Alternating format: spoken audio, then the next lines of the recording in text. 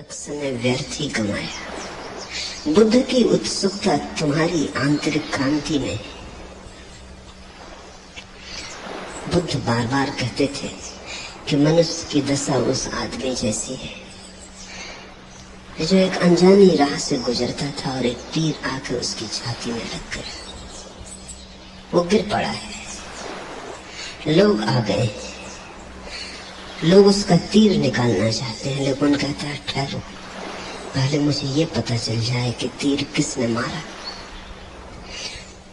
ठहरो, पहले मुझे ये पता चल जाए कि तीर उसने क्यों मारा। ठहरो, मुझे ये पता चल जाए कि तीर आकस्मिक रूप से लगा है या सकारण।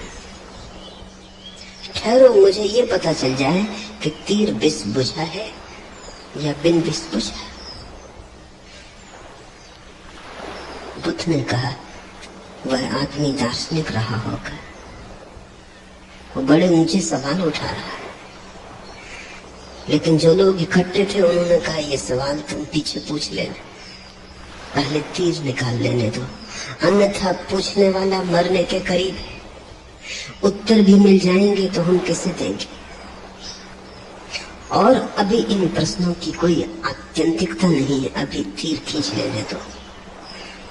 तीर छाती में लगा है, खतरा है, तुम ज्यादा देर न बच सकोगे।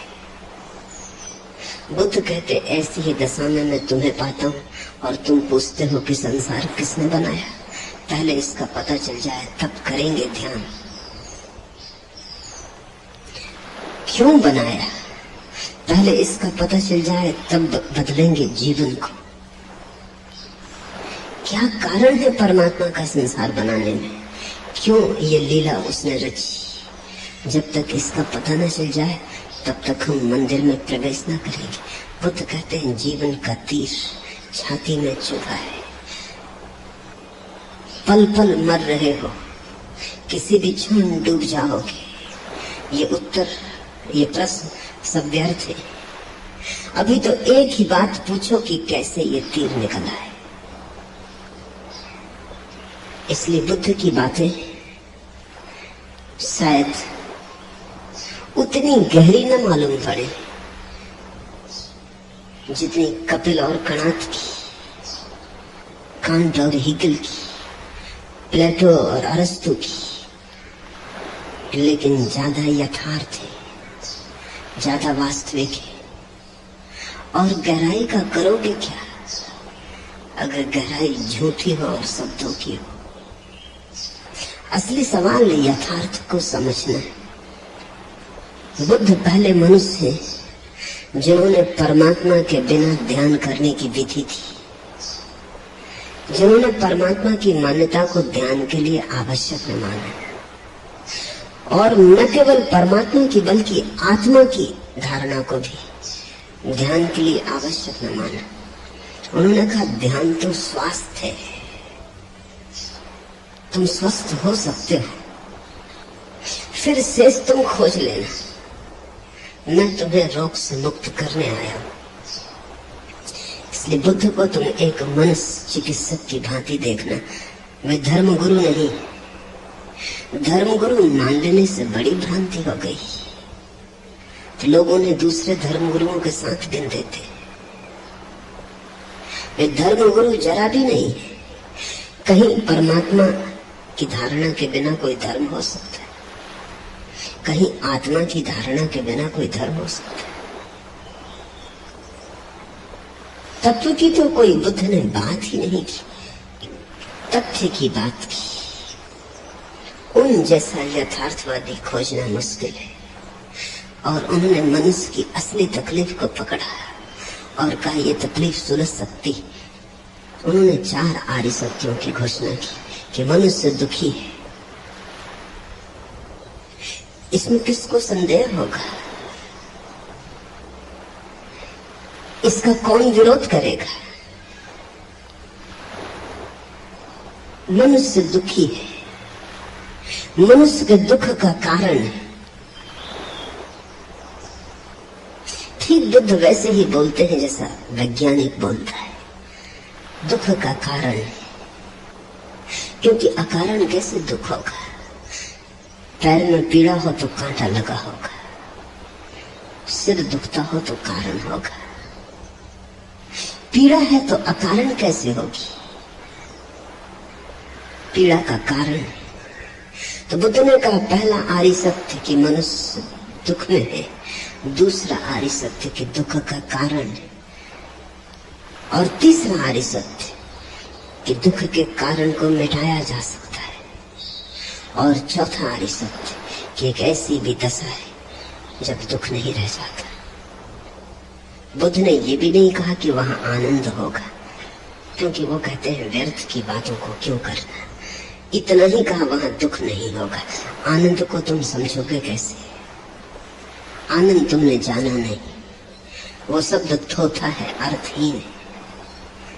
तुम उसमें जो अर्थ भी डालोगे वो वही होगा जो तुमने जाना है। तुम अपने सुख को ही आनंद समझोगे, उसको थोड़ा बड़ा कर लोगे, करोड़ गुना कर लोगे, लेकिन वो मात्रा का भेद होगा, गुण का ना होगा। और आनंद गुणात्मक रूप से भिन्न है। वो तुम्हारा सुख बिल्कुल नहीं है, वो तुम्हारा दुख भी नहीं है, सुख भी नहीं। तो बुद्ध ने कहा उसकी बात कैसे करें, उसकी बात ही करनी उचित नहीं। इतना ही कहा कि दुख निरोध हो जाएगा। तुमने जिसे दुख की तरह जाना है वो वहां नहीं होगा। बीमारी नहीं होगी, स्वास्थ्य क्या होगा वो तुम स्वयं स्वाद ले लेना और जान लेना। और जिन्होंने भी स्वाद लिया उन्होंने कहा नहीं। गूंगे का गुड़ है। ये जो बुद्ध के वचन हैं उनके मनोविज्ञान की आधारशिलाएं। विषय रस में शुभ देखते हुए विहार करने वाले, इंद्रियों में असंयत, भोजन में मात्रा न जानने वाले, आलसी और अनुद्धुनी पुरुष को मार वैसे ही गिरा देता है जैसे आंधी दुर्बल वृक्ष।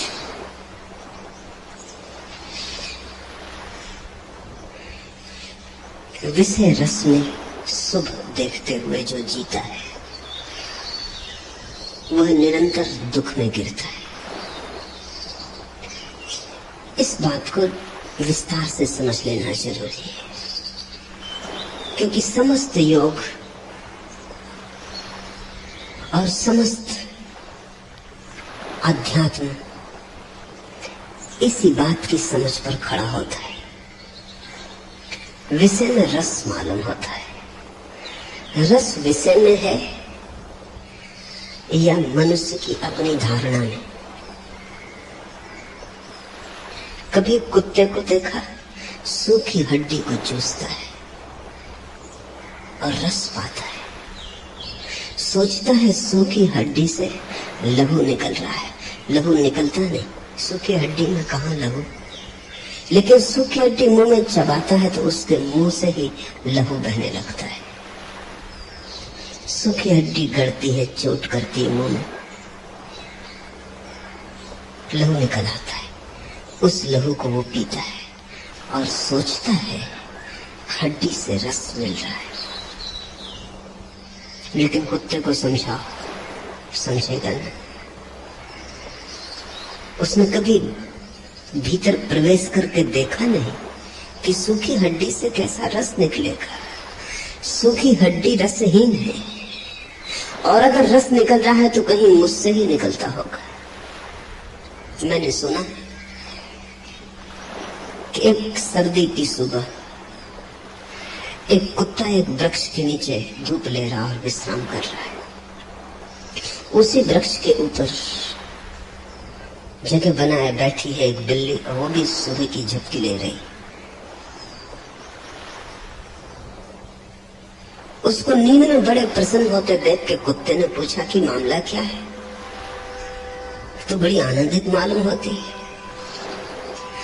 उस बिल्ली ने कहा कि मैंने एक सपना देखा, बड़ा अनूठा सपना, कि वर्षा हो रही, पानी नहीं गिर रहा, चूहे गिर रहे।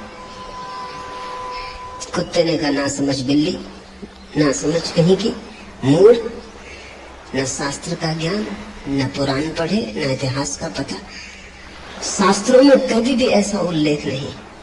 हाँ, कई दफा वर्षा हुई, सूखी हड्डियां जरूर बरसी, चूहे कभी नहीं। लेकिन वो कुत्तों का शास्त्र है। बिल्ली के शास्त्रों में चूहों के बरसने का ही उल्लेख है। कुत्ते को सूखी हड्डी में रस, इसलिए उसके पुराण सूखी हड्डियों के पास निर्मित होंगे।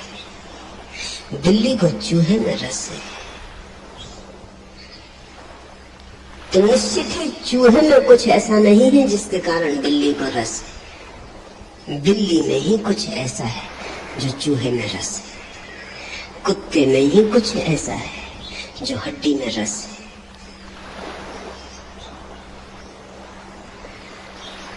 हमारी वृत्ति में कहीं रस का कारण है, विषय वस्तु में नहीं। ये पहला विश्लेषण। मैं पढ़ रहा था, दूसरे महायुद्ध में एक घटना घटी।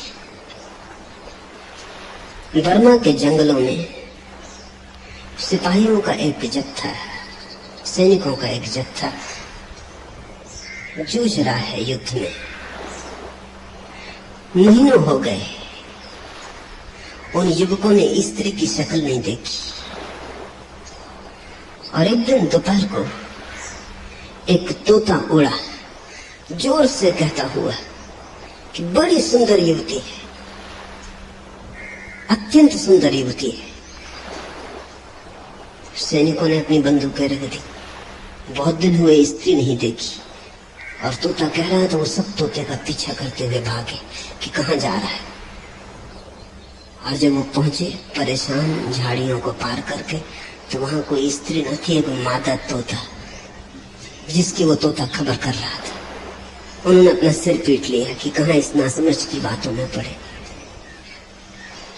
लेकिन तोते का रस मादा तोते में है। तुम्हें कोई रस नहीं मालूम होता मादा तोते में। मादा तोते में कोई रस है भी नहीं, वो तो नर तोते की धारणा में। पुरुष को स्त्री में रस मालूम होता है, स्त्री को पुरुष में रस मालूम होता है। वो रस बाहर नहीं, वो तुम्हारी भाव दशा में, वो तुम में है। बुखार के बाद स्वादिष्ट से स्वादिष्ट भोजन में स्वाद नहीं मालूम होता। तुम्हारी जीभ ही बदल गई। तुम्हारे जीभ में स्वाद लेने की जो क्षमता है वो ही नहीं रही। भोजन में थोड़ी स्वाद होता है, स्वाद तुम्हारी जीभ की क्षमता है। जब तुम स्वस्थ होते हो स्वाद होता है, जब अस्वस्थ होते हो स्वाद खो जाता है। जीवन का जो रस है वो वस्तु में और विषय में नहीं है, वो स्वयं तुम में है। और जब तक तुम उसे विषय में देखोगे तब तक तुम गलत मार्ग पर भटकते रहोगे, क्योंकि तुम विषय का पीछा करोगे। जब तुम देखोगे कि वो रस मुझ में ही है, वो मैंने ही डाला है वस्तु में, वो मैंने ही प्रक्षेपित किया है, वो रस मैंने ही आरोपित किया है, उसी दिन तुम्हारे जीवन में क्रांति शुरू हो जाएगी। तब रस को खोजना हो तो अपने भीतर गहरे जाओ, अब बाहर जाने की कोई जरूरत न रही। दुनिया में दो ही तरह की यात्राएं हैं, एक बाहर की यात्रा है। अधिक लोग उसी यात्रा पर जाते हैं क्योंकि उनको दिखता है कि रस बाहर है, हड्डियों में रस मालूम होता है। फिर कुछ लोग जाग जाते हैं और उन्हें दिखाई पड़ता है बाहर तो रस नहीं है, रस मैं ही डालता हूँ, मैं ही डालता हूँ और मैं ही अपने को भरमा लेता हूँ, रस मुझ में है। तो फिर वे अंतर यात्रा पर जाते हैं। उस अंतर यात्रा को ही बुद्ध ने योग कहा है।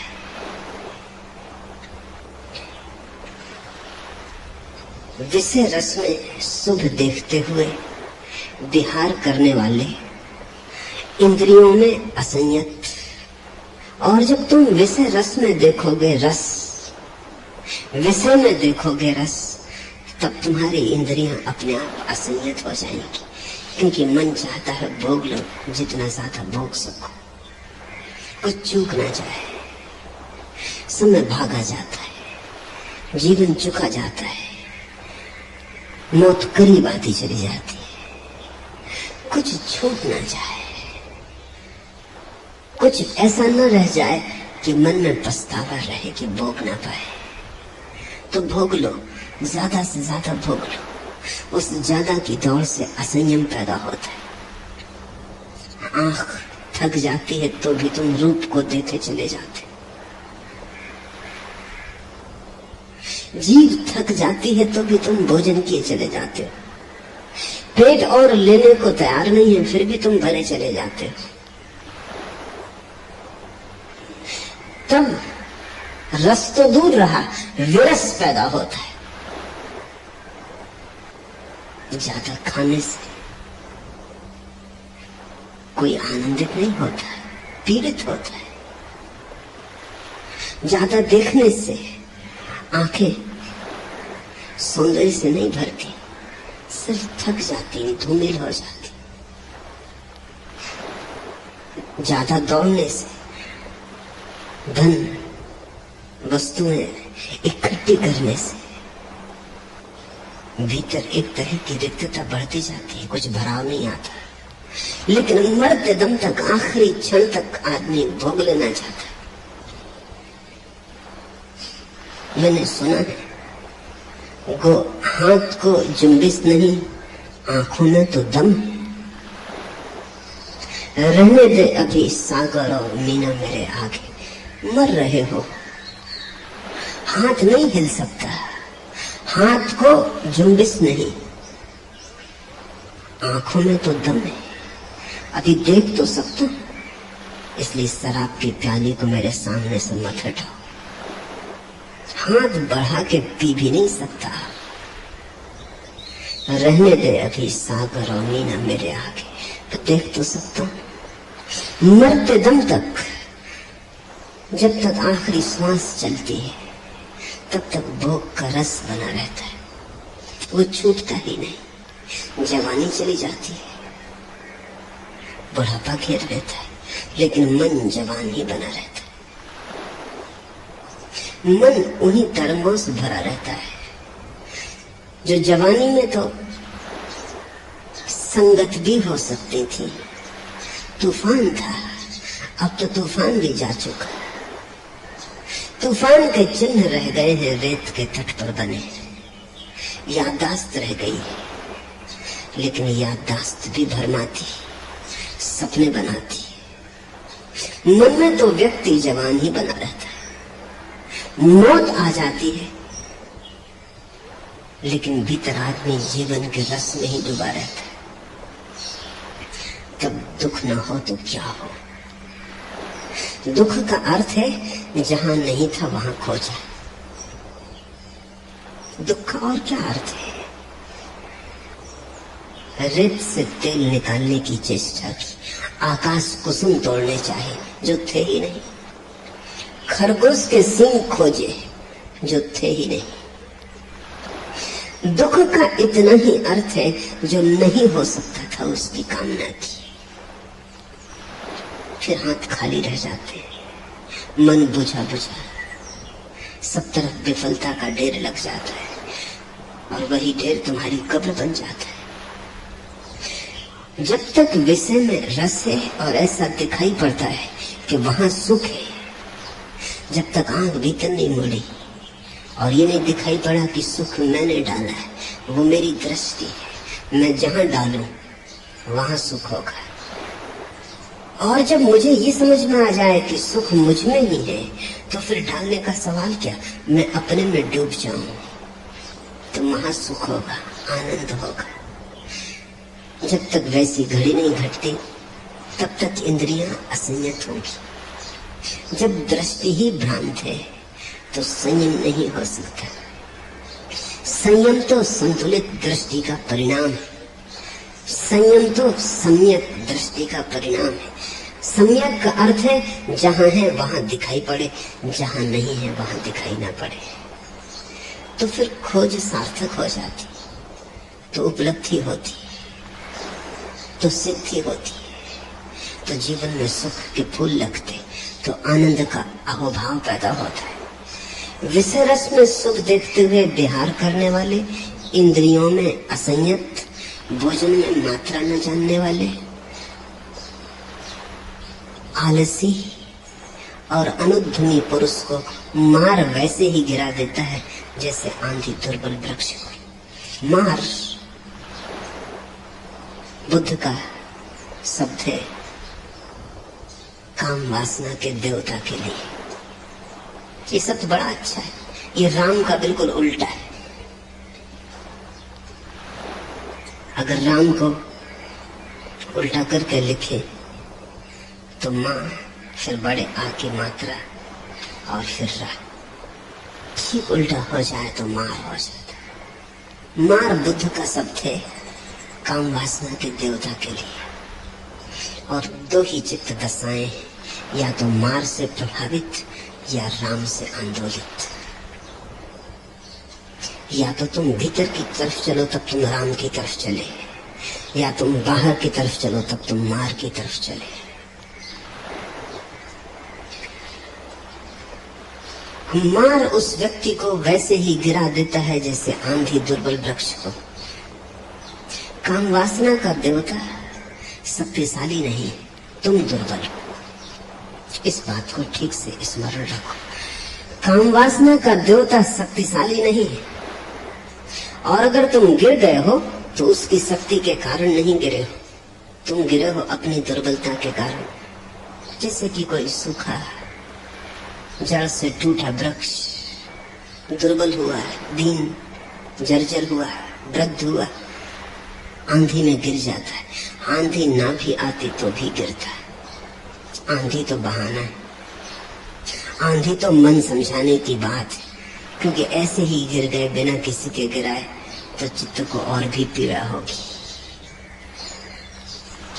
ना भी आंधी आती तो वृक्ष गिरता ही अपनी ही दुर्बलता गिराती है, दूसरे की सबलता का सवाल नहीं, क्योंकि वस्तुतः वहां कोई वासना का देवता खड़ा नहीं जो तुम्हें गिरा रहा है। तुम ही गिरते हो, अपनी दुर्बलता से गिरते हो। और आदमी दुर्बल कैसे हो जाता है? जो जहां नहीं है वहां खोजने से धीरे धीरे अपने पे आस्था खो जाती। व्यर्थ में सार्थक को खोजने से और न पाने से आत्मविश्वास डिग जाता है, पैर लड़खड़ा जाते हैं। और जीवन भर असफलता हाथ लगती हो तो स्वाभाविक है कि भरोसा नष्ट हो जाए और आदमी डरने लगे, कपने लगे। पैर उठाए उसके पहले ही जानने लगेगा कि मंजिल तो मिलनी नहीं, यात्रा व्यर्थ है, क्योंकि हजारों बार यात्रा की और कभी कुछ हाथ लेकर लौटा नहीं। हाथ खाली के खाली रहे।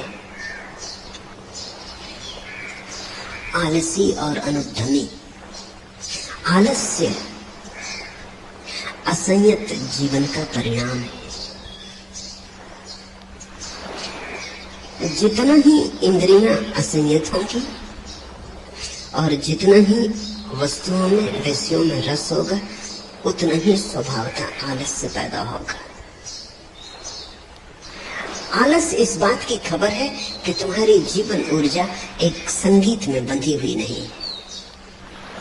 आलस इस बात की खबर है कि तुम्हारी जीवन ऊर्जा अपने भीतर ही संघर्षरत है।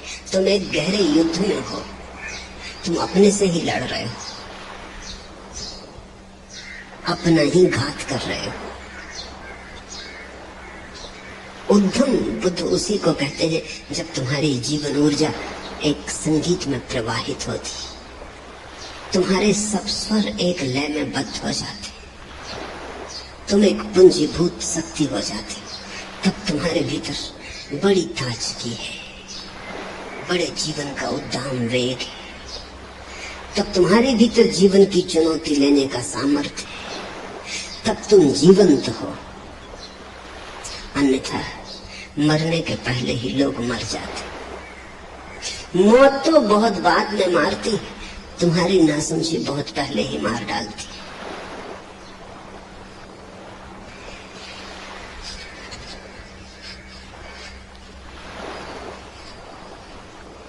विषय रस में अशुभ देखते हुए विहार करने वाले, इंद्रियों में संयत भोजन में मात्रा जानने वाले, श्रद्धावान और उद्यमी पुरुष को मार वैसे ही नहीं डिगाता जैसे आंधी सैल पर्वत को। आंधी आती है, जाती है, कोई हिमालय उससे डिगता नहीं। पर तुम्हारे भीतर हिमालय की शांत संयत दशा होनी चाहिए। हिमालय एक प्रतीक है, बहुमूल्य। सैल शिखर अर्थ केवल इतना है कि तुम जब भीतर अडिग हो, जब तुम्हें कुछ भी डिगाता नहीं,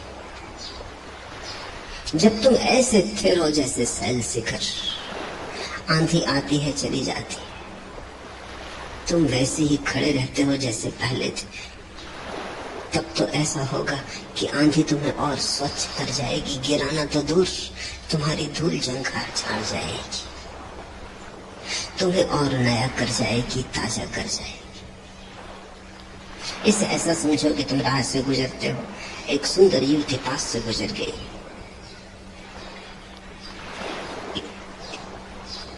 इस सुंदर युवती में जीवन की एक धारा, एक तरंग तुम्हारे पास से गुजरी। अगर तुम्हारी ऐसी भ्रांति चित्त की दशा है कि रस विषय में है, तो तुम कब चाहोगे? तो ये स्त्री का गुजर जाना या पुरुष का गुजर जाना तुम्हें ऐसे कपा जाएगा जैसे कि कोई सूखे मरते हुए वृक्ष को आंधी कपा जाए, गिरने गिरने को हो जाए या गिर ही जाए। तब तुम पाओगे कि ये घटना दुर्भाग्यपूर्ण हो गई।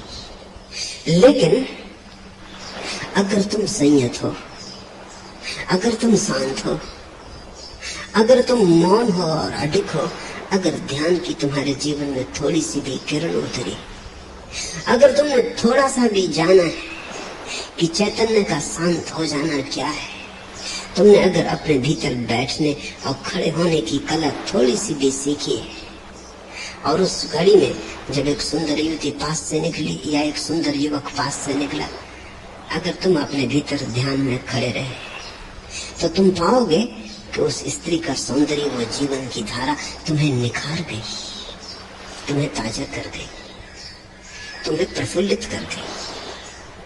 जैसे आंधी निकल गई हो और वृक्ष पर जमी हुई धूल वर्षों की चढ़ गई हो, वृक्ष और ताजा हो गए। जीवन को देखने के ढंग पे सब कुछ निर्भर है। अगर तुम्हारे देखने का ढंग गलत है, तो जीवन तुम्हारे साथ जो भी करेगा वो गलत होगा। तुम्हारा देखने का ढंग सही है तो जीवन तो यही है, कोई और दूसरा जीवन नहीं है। लेकिन तब तुम्हारे साथ जो भी होगा वही ठीक होगा। बुद्ध भी इसी पृथ्वी से गुजर